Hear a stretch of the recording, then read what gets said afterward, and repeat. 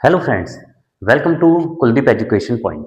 तो फ्रेंड्स, ये हमारे भारत के प्राचीन इतिहास की क्लास 40 है और आज इस क्लास में जो हमारा टॉपिक चल रहा है मौर्य वंश, उसके बारे में पढ़ेंगे। हमने अपने प्रीवियस क्लास में यह पढ़ा था कि किस प्रकार से मौर्य वंश की स्थापना हुई थी, कौन कौन से ऐसे स्रोत थे, अभिलेख थे जिनसे हमें ये पता चलता है कि मौर्य वंश एक वंश था। उसके बाद मौर्य वंश की स्थापना करी थी चंद्रगुप्त मौर्य ने, चाणक्य व कौटिल्य की मदद से धनानंद को हराकर। और हमने चंद्रगुप्त मौर्य के बारे में अपनी प्रीवियस क्लास में पढ़ा था। आज हम अपनी इस क्लास में चंद्रगुप्त मौर्य का जो उत्तराधिकारी था बिंदुसार बिंदुसार के बारे में पढ़ेंगे। जब चंद्रगुप्त मौर्य की श्रवणबेलगोला में संथारा व सुलेखना विधि से के द्वारा प्राण त्याग देता है, तो उसके बाद बिंदु चंद्रगुप्त मौर्य का जो उत्तराधिकारी होता है बिंदुसार बिंदुसार 298 ईसा पूर्व से 273 ईसा पूर्व तक अपना साम्राज्य चलाता है। बिंदुसार, ये कहा जाता है कि बिंदुसार का जन्म सीजेरियन सीजेरियन सर्जरी के माध्यम से हुआ था और बिंदुसार की माता का नाम था दुर्धरा व इनके पिता का नाम था चंद्रगुप्त मौर्य। बिंदुसार के अलग अलग स्रोतों में इनके अलग अलग नाम का उल्लेख भी मिलता है। जैसे यूनानी ग्रंथों में यूनानी लेखकों के द्वारा जो यूनानी ग्रंथ लिखे गए थे, उसमें बिंदुसार का नाम अमित्रक्रेटस के नाम से भी जाना जाता है। दूसरा है हमारा स्ट्रैब्रो स्ट्रैब्रो के द्वारा बिंदुसार का नाम आतली द्रोचडस के नाम से भी जाना जाता है बिंदुसार को। तीसरा नाम है हमारा संस्कृत भाषा में बिंदुसार को अमित्रघात भी कहा गया है और अमित्रघात का मतलब होता है शत्रुओं की हत्या करने वाला। फोर्थ नाम है हमारा अमित्रचटस और अमित्रचटस का जो उल्लेख किया था नाम का, वो किया था एथनेनियस ने। हमारा पांचवा नाम आता है अमित्रखंड वह महाभाष्य। अमित्रखंड व महाभाष्य जो शब्द का उल्लेख मिलता है, ये मिलता है हमें संस्कृत में और इसका अमित्रखंडक का नाम का मतलब है शत्रुओं का नाश करने वाला। जैन धर्म में बिंदुसार के नाम का जो उल्लेख मिलता है वो है सिही सहन। सातवां नाम है सीमसेन और सीमसेन नाम का उल्लेख मिलता है राजवली कथा में बिंदुसार का नाम का उल्लेख मिलता है सीमसेन। आठवां नाम है भद्रसार मद्रसार और इन नाम का उल्लेख मिलता है पुराणों में, वायु पुराण में। नौवां नाम आता है बिंदुपाल और बिंदुपाल का उल्लेख मिलता है, बिंदुपाल नाम का उल्लेख मिलता है कि चीनी ग्रंथ है, चीन का ग्रंथ है एक फा टमेन चुलीन एक चीन ग्रंथ साहित्य है और इसमें बिंदुसार का नाम मिलता है बिंदुपाल। महावंश के अनुसार या महावंश में उल्लेख मिलता है बिंदुसार का नाम है बिंदुसार, तो बिंदुसार का नाम बिंदुसार मिलता है महावंश में। तो ये थे हमारे बिंदुसार के जो अन्य नाम हैं जो हमें अलग अलग ग्रंथ व स्रोतों से पता चलते हैं। कुल बिंदुसार के 10 नाम पता चलते हैं। बिंदुसार आजीवक संप्रदाय को मानता था। बिंदुसार के जो पिता थे चंद्रगुप्त मौर्य, वो जैन धर्म को मानते थे। उन्होंने जैन धर्म भद्रबाहु के कहने पर अपनाया था और बिंदुसार आजीवक संप्रदाय को मानता था। और बिंदुसार के दरबार में भविष्यकर्ता पिंगलवास रहता था, जो आजीवक संप्रदाय से संबंधित था। देखिए कि बिंदुसार जो था वो आजीवक संप्रदाय को मानता था और आजीवक संप्रदाय से संबंधित एक भविष्यकर्ता था जो था हमारा पिंगलवास, और पिंगलवास बिंदुसार के दरबार में रहा करता था। नेक्स्ट पॉइंट है हमारा कि बिंदुसार की सभा में 500 सदस्यों वाली एक मंत्री परिषद थी जिसका प्रधान था खल्लटक।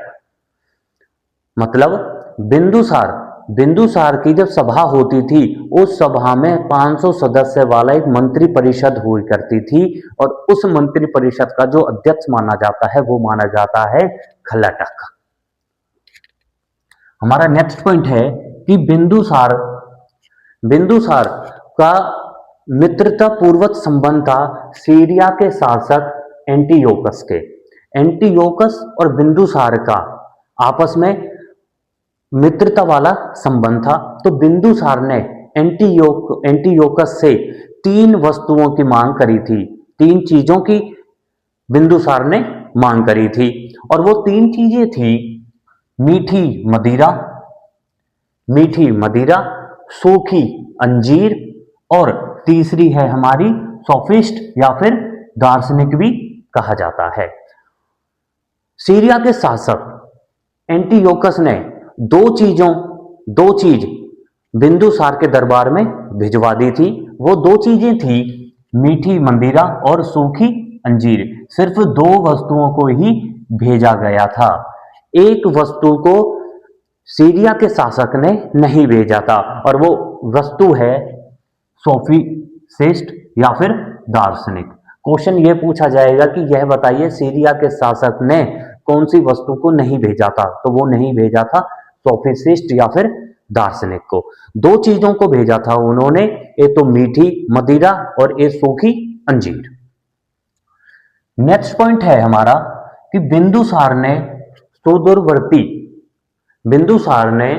सुदूरवर्ती दक्षिण भारतीय क्षेत्रों को जीतकर मगध में मिलाया था। मतलब जो दक्षिण भारत के क्षेत्र थे उनको जीतकर बिंदुसार ने मगध में मिला लिया था।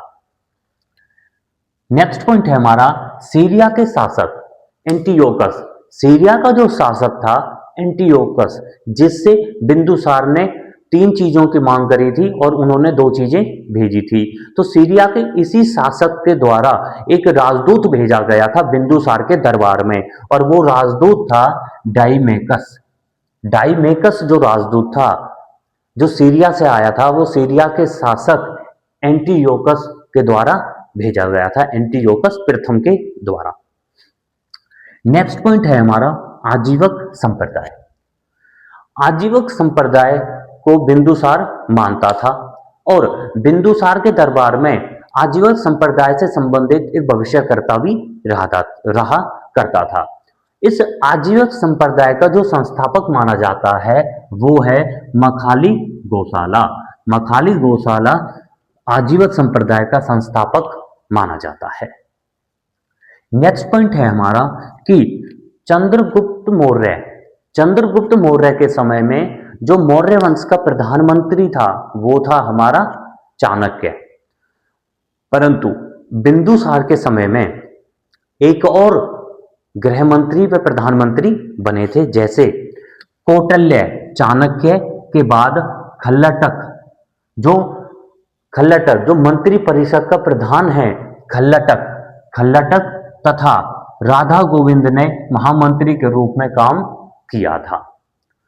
नेक्स्ट पॉइंट है हमारा कि तक्षशिला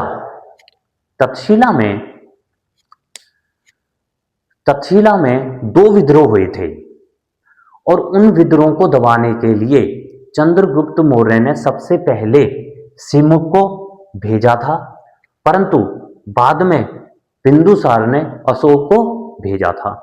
जिस समय बिंदुसार ने अशोक को तक्षशिला के विद्रोह को दबाने के लिए भेजा था उस समय अशोक अवंती का राज्यपाल था।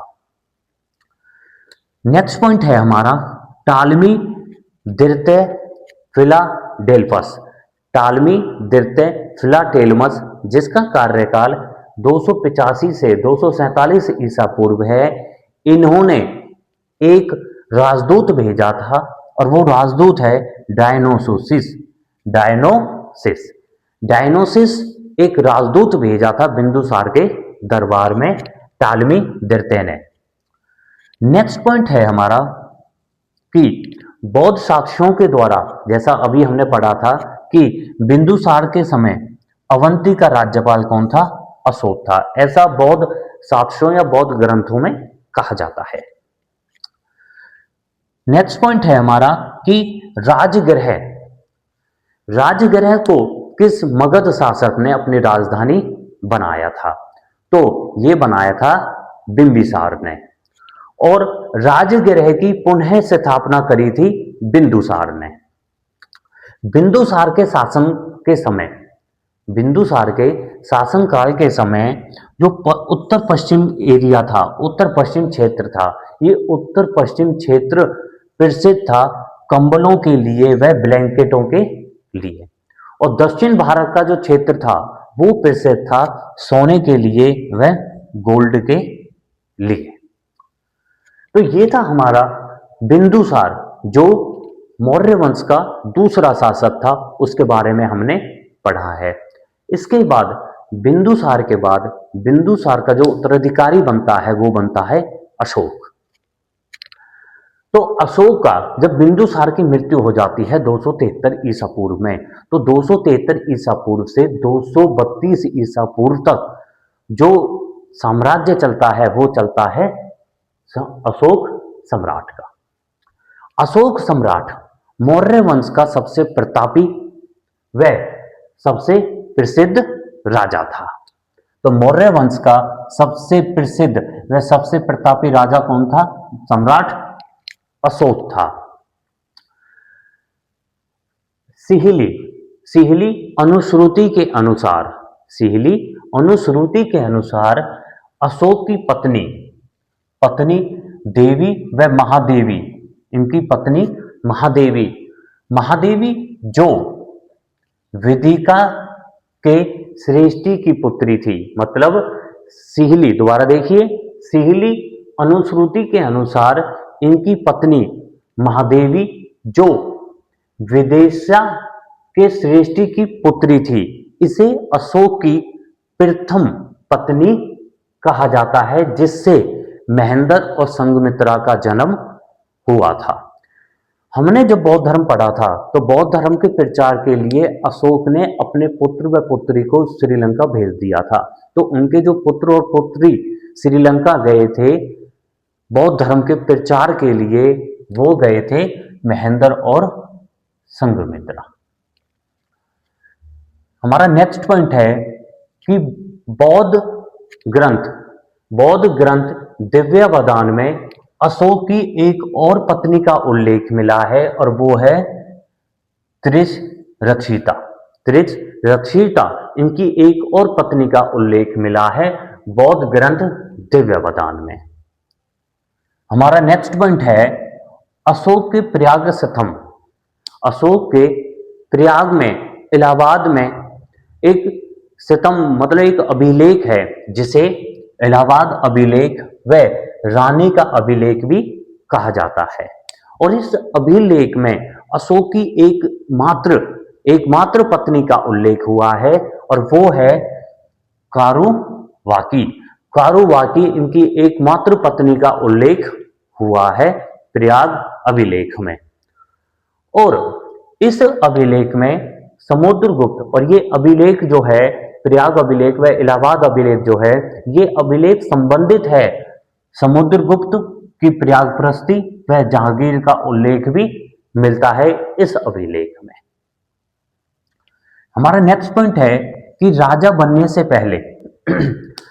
बनने से पहले उज्जैन व अवंती का राज्यपाल था अशोक व तक्षशिला का राज्यपाल था सुसीम।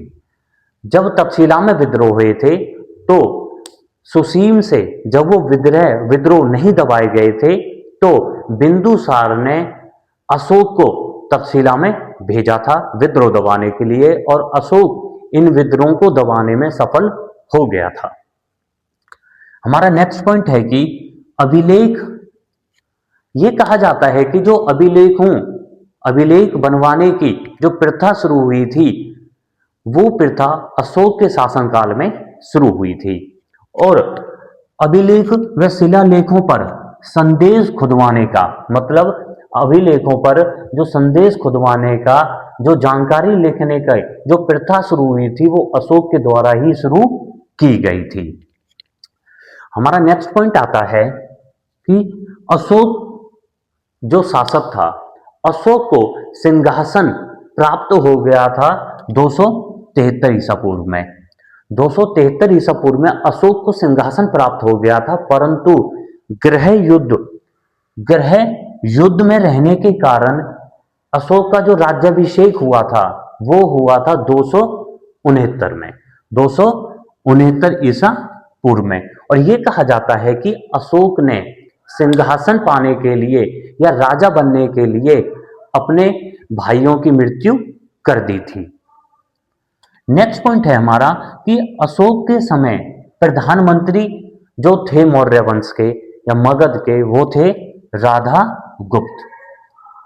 नेक्स्ट पॉइंट है हमारा कि अशोक का जो जन्म हुआ था वो 304 ईसा पूर्व में पाटलिपुत्र में हुआ था, और इनकी जो माता बताई जाती हैं, इनकी माता का जो नाम था, इनकी माता का नाम था सुभद्रागी।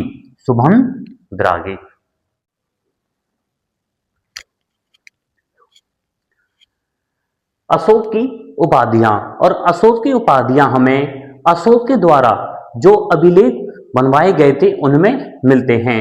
उनमें अशोक के हमें अन्य अन्य नाम भी मिलते हैं। जैसे हमारे जो स्रोत हैं, जिन स्रोतों से हमें अशोक के नाम मिलते हैं, वो है हमारे, जैसे सबसे पहले फर्स्ट है हमारा मास्की लघु शिलालेख, और मास्की लघु शिलालेख में अशोक का नाम अशोक ही मिलता है। दूसरा है हमारा स्रोत गुर्जरा लघु शिलालेख, और गुर्जरा लघु शिलालेख में अशोक का नाम देवनाप्रियंस अशोक राजा मिलता है।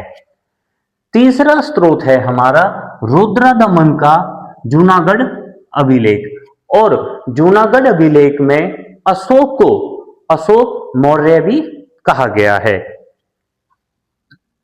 चौथा स्रोत है हमारा बराबर गुहा लेख, और बराबर गुहा लेख में अशोक का नाम प्रियदर्शी राजा भी मिला है। पांचवा स्रोत है हमारा भार्गु बैराट लघु शिलालेख, और भार्गु बैराट लघु शिलालेख में अशोक का नाम प्रियदर्शी राजा मिला है। छठा स्रोत है हमारा कंधार वृत्त शिलालेख, और कंधार वृत्त शिलालेख में अशोक का नाम प्रियदर्शी राजा मिला है। सातवां स्रोत है हमारा दीपवंश व महावंश, और दीपवंश व महावंश में अशोक का नाम प्रियदर्शी राजा मिला है। यह महावंश में, इसी महावंश में बिंदुसार का नाम बिंदुसार मिला था। आठवां स्रोत है हमारा पुराण, और पुराणों के अनुसार अशोक का नाम अशोकवर्धन मिला है। नौवां स्रोत है हमारा नेटूर लघु शिलालेख, और नेटूर लघु शिलालेख में अशोक का नाम राजा अशोक मिला है। 10वां है हमारा उदगोलम लघु शिलालेख, और उदगोलम लघु शिलालेख में अशोक का नाम राजा अशोक देवनाप्रिय मिला है। तो ये थे हमारे 10 ऐसे स्रोत जहां से अशोक के हमें अन्य नाम भी मिले हैं। और अशोक का एक और अन्य नाम है जो है हमारा चंडाशोक, और चंडाशोक का मतलब होता है निर्दयी राजा। अशोक को निर्दयी राजा भी कहा जाता था, क्योंकि ऐसा बोला जाता है कि जब अशोक ने सिंहासन के लिए अपने भाइयों का वध किया था। नेक्स्ट पॉइंट है हमारा अशोक की पत्नियां। अशोक की, हमने अपनी प्रीवियस क्लास में अशोक की 2-3 पत्नियों के बारे में पढ़ा था, और अशोक की अन्य पत्नियां हैं जैसे पद्मावती, और अशोक की पद्मावती पत्नी से उन्हें एक पुत्र हुआ था जिसका नाम है कुणाल। फिर आता है कारुवाकी, और कारुवाकी जो पत्नी थी इनकी, इसका उल्लेख मिलता है हमें इलाहाबाद अभिलेख में। और एक इलाहाबाद अभिलेख के अनुसार अशोक की एकमात्र ही पत्नी थी जो थी कारुवाकी, और कारुवाकी का जो पुत्र है वो है तीवर। और यह कहा जाता है कि अशोक का वह पुत्र कौन सा है जिसका उल्लेख अभिलेखों में मिलता है, तो उस पुत्र का नाम है तीवर। नेक्स्ट पॉइंट है हमारा कलहंकृत राजतरंगिणी में अशोक के जलोक पुत्र का विवरण मिलता है। मतलब इसका कि अशोक का एक पुत्र था जिसका नाम है जलोक, और उसका उल्लेख मिलता है राजतरंगिणी में। नेक्स्ट पॉइंट है हमारा कि अशोक के प्रारंभिक जीवन की जो जानकारी मिलती है वो मिलती है बौद्ध ग्रंथों में, क्योंकि अशोक ने बौद्ध धर्म ही अपनाया था। नेक्स्ट पॉइंट है हमारा श्रीनगर शहर की स्थापना अशोक ने करी थी। फिर आता है कि 261 बीसी में 261 ईसा पूर्व में अशोक के द्वारा जब अशोक ने 269 में अपना राज्याभिषेक करवाया था, तो 269 में जब ये राजा बना था तो उसके 8 या 9 वर्ष के बाद एक कलिंग का युद्ध लड़ा गया था अशोक के द्वारा। और ये कहा जाता है ग्रंथों के अनुसार कि अशोक के द्वारा ये एक बड़ी मात्रा में युद्ध सर्वप्रथम लड़ा गया था। अपने राज्याभिषेक से 8वें वर्ष, अपने राज्याभिषेक से 8वें वर्ष 261 ईसा पूर्व में कलिंग जो वर्तमान में उड़ीसा के नाम से जाना जाता है, कलिंग से युद्ध हुआ था, कलिंग साम्राज्य से युद्ध हुआ था 261 बीसी में। इस युद्ध का जो हमें उल्लेख मिलता है, इस युद्ध की जो जानकारी मिलती है हमें, वो मिलती है अशोक के 13वें शिलालेख में। अशोक के 13वें शिलालेख में हमें इसका उल्लेख मिलता है।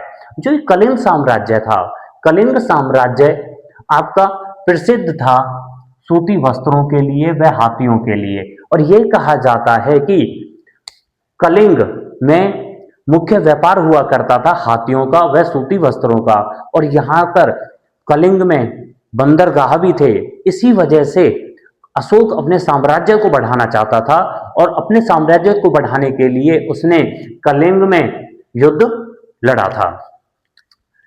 नेक्स्ट पॉइंट है हमारा कलिंग से युद्ध को अशोक ने जीत लिया था। मतलब जब इन दोनों में युद्ध हो रहा था तो वो युद्ध अशोक ने जीत लिया था और अपने राज्य में मिला लिया था। जब अशोक ने कलिंग को अपने राज्य में मिला लिया था तो कलिंग को दो प्रशासनिक भागों में, दो प्रशासनिक इकाइयों में विभाजित कर दिया था, जो है आपका उत्तरी केंद्र और दक्षिण केंद्र, दो भागों में विभाजित कर दिया था कलिंग को अशोक के द्वारा। उत्तरी केंद्र जो है, उत्तरी केंद्र की जो राजधानी थी वो थी हमारी तोसली, और दक्षिण केंद्र की जो राजधानी थी वो थी जो गढ़।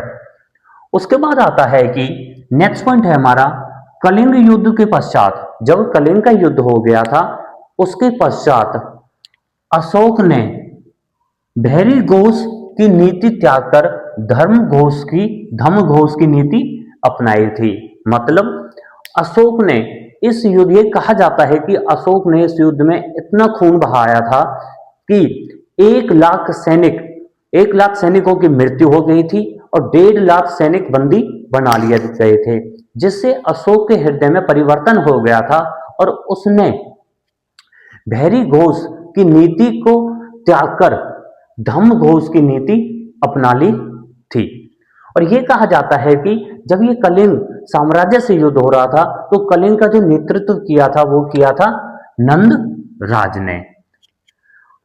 अशोक ने कलिंग युद्ध के बाद बौद्ध धर्म अपनाया था, और अशोक ने बौद्ध धर्म अपनाया था उपगुप्त के कहने पर। एक बारी ध्यान दीजिए, जब हमने मौर्य वंश की स्थापना करवाई थी चंद्रगुप्त मौर्य से, मतलब चंद्रगुप्त मौर्य ने मौर्य वंश की स्थापना करी थी, तो चंद्रगुप्त मौर्य ने जैन धर्म अपनाया था और जैन धर्म उन्होंने चंद्रगुप्त मौर्य ने भद्रबाहु के कहने पर अपनाया था। चंद्रगुप्त मौर्य का जो उत्तराधिकारी था बिंदुसार, बिंदुसार ने आजीवन संप्रदाय अपनाया था और अशोक ने बौद्ध धर्म अपनाया है उपगुप्त के कहने पर।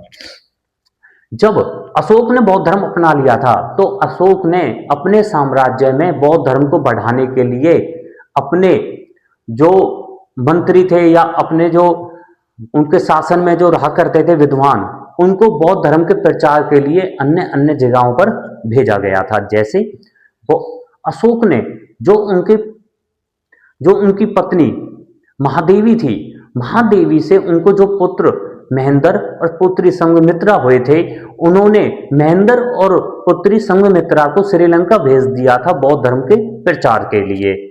महेंद्र और संघमित्रा को बौद्ध धर्म के प्रचार के लिए श्रीलंका भेजा गया था। दूसरा आता है हमारा मज्झनीतक, और मज्झनीतक को बौद्ध धर्म के प्रचार के लिए कश्मीर व कंधार भी भेजा गया था। तीसरा आता है सोन उत्तरा, सोन और उत्तरा को बौद्ध धर्म के प्रचार के लिए स्वर्ण भूमि भेजा गया था। फोर्थ आता है हमारा महाधर्म रक्षित, और महाधर्म रक्षित को बौद्ध धर्म के प्रचार के लिए महाराष्ट्र भेजा गया था। पांचवा आता है हमारा रक्षित, और रक्षित को बौद्ध धर्म के प्रचार के लिए कर्नाटक भेजा गया था। सिक्स्थ आता है हमारा महारक्षित, और महारक्षित को बौद्ध धर्म के प्रचार के लिए यवन देश भेजा गया था। सातवां आता है महादेव, और महादेव को बौद्ध धर्म के प्रचार के लिए महिष मंडल जो मैसूर में है वहां पर भेजा गया था। आठवां आता है धर्म रक्षित, और धर्म रक्षित को बौद्ध धर्म के लिए अपरांतक भेजा गया था। और नौवां आता है मध्यम, और मध्यम को बौद्ध धर्म के प्रचार के लिए हिमाचल प्रदेश भेजा गया था। तो इस प्रकार से अशोक ने बौद्ध धर्म के प्रचार के लिए अन्य अन्य स्थानों पर भी भेजा गया था, और अशोक ने विदेशों में भी बौद्ध धर्म के प्रचार के लिए लोगों को भेजा था। और यह कहा जाता है कि बौद्ध धर्म का जो विदेश में प्रचार हुआ था उसमें अशोक का बहुत बड़ी योगदान माना जाता है। फिर आता है अशोक के अभिलेख। अशोक ने सर्वप्रथम अभिलेखों की शुरुआत की थी, और यह कहा जाता है कि अशोक ने जो अभिलेखों की शुरुआत करी थी, अभिलेखों को मतलब पत्थरों को काटकर पत्थरों पर लिखा जाता था, और अभिलेखों पर जो खुदाई की जाती थी वो सर्वप्रथम अशोक ने शुरू करवाई थी। और अशोक किससे प्रभावित थे कि उन्होंने अभिलेख शुरू करे थे? अशोक दारा प्रथम व डेरियस प्रथम से प्रभावित थे। जैसे सर्वप्रथम अभिलेखों पर खुदाई का काम अशोक ने करवाया था, और अशोक के जो अभिलेख थे उन्हें जो सबसे पहले खोजा गया था वो खोजा गया था स्टीफेन थेयर, और स्टीफेन थेयर ने 1750 ईसा पूर्व में इन्हें खोजा था, 1750 ईसा में। फिर आता है सर्वप्रथम अभिलेख को पढ़ा गया था, मतलब वह कौन था जिसने सर्वप्रथम अशोक के अभिलेखों को पढ़ा था? तो वो था जेम्स प्रिंसेप, और जेम्स प्रिंसेप ने 1813 ईसा में सबसे पहले अशोक के अभिलेखों को पढ़ा था। नेक्स्ट पॉइंट है हमारा B R Bhandarkar. B R Bhandarkar ने केवल अभिलेखों से ही अशोक का इतिहास लिखने का प्रयास किया है। मतलब बी आर भंडारकर ने केवल जो अशोक के द्वारा अभिलेख बनवाए गए थे उनसे ही अशोक के बारे में जानकारी ली है, और सिर्फ अशोक के बारे में अभिलेखों के द्वारा ही जानने का प्रयत्न किया है।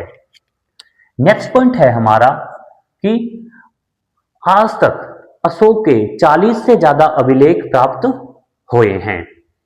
नेक्स्ट पॉइंट है कि जो सबसे अंतिम खोज हुई थी अशोक के अभिलेख की, वो हुई थी बीडन के द्वारा मस्की अभिलेख की 1915 में। अभिलेख अभिलेखों को 3 भागों में विभाजित किया गया है। मतलब अशोक के जो अभिलेख हैं उन्हें 3 भागों में विभाजित किया गया है। पहला भाग है शिलालेख या फिर अभिलेख। इसे शिलालेख भी कह दिया जाता है और अभिलेख भी कह दिया जाता है। ये जो शिलालेख होते हैं ये पत्थरों को काटकर उन पे लिखा जाता है। दूसरा आता है स्तंभ लेख, मतलब जो स्तंभ बनाकर उस पे लिखा जाता है उन्हें स्तंभ लेख कहा जाता है। तीसरा आता है गुफा लेख, मतलब गुफाएं बनाकर गुफाओं में चित्र के द्वारा या कुछ भी लिखा जाता है। तो इस प्रकार से शिलालेखों को 3 भागों में विभाजित किया हुआ है। फिर आता है कि जो ये अशोक के अभिलेख मिले थे, इन अभिलेखों में कौन कौन सी लिपि मिलती है। तो इनमें लिपि मिलती है हमारी, पहली लिपि है ब्राह्मी लिपि, दूसरी लिपि है खरोष्टी लिपि, तीसरी लिपि है यूनानी ग्रीक लिपि, चौथी लिपि है अरमाइक लिपि। और खरोष्टी लिपि जो लिपि है वो दाएं से बाएं लिखी जाती है। इन अभिलेखों पर लिपि हमारी ये मिलती है, परंतु जो भाषा मिलती है वो हमारी प्राकृतिक व आर्द्र मागधी भाषा मिलती है। नेक्स्ट पॉइंट है हमारा कि अशोक ने जो अभिलेखों की शुरुआत करी थी, सबसे पहले जो अभिलेखों को 3 भागों में विभाजित किया हुआ है उसमें से हमारा पहला पार्ट आता है अब अभिलेख, मतलब शिलालेख। और अशोक ने जो शिलालेखों की जो प्रेरणा ली थी वो प्रेरणा ली थी इन्होंने दारा प्रथम से व डेरियस प्रथम से। ये जो अभिलेख हैं अशोक के, ये जो वृद्ध अभिलेख, मतलब 8 स्थानों से हमें 14 शिलालेख प्राप्त हुए हैं। 8 स्थानों से अशोक के जो अभिलेख हैं उन्हें 2 भागों में विभाजित किया हुआ है। एक है वृद्ध अभिलेख, बड़े अभिलेख, और एक है लघु अभिलेख। तो 8 स्थानों से 14 शिलालेखों को प्राप्त किया गया है और 2 भागों में विभाजित करे हुए हैं, वृद्ध अभिलेख और लघु शिलालेख या अभिलेख। तो इन दोनों अभिलेखों को मिलाकर जो अशोक के टोटल अभिलेख मिलते हैं वो मिलते हैं 40 अभिलेख। तो फ्रेंड्स, ये थी हमारी मौर्य वंश की क्लास 14, जिसमें आज हमने बिंदुसार और अशोक के जीवन के बारे में करा था और अशोक के जो अभिलेख हैं उनके बारे में किया था। हम अपनी नेक्स्ट क्लास में जो अशोक के जो अभिलेख हैं, जो अभिलेख व स्तंभ लेख व गुहा लेख हैं, उनके बारे में पढ़ेंगे। Thank you.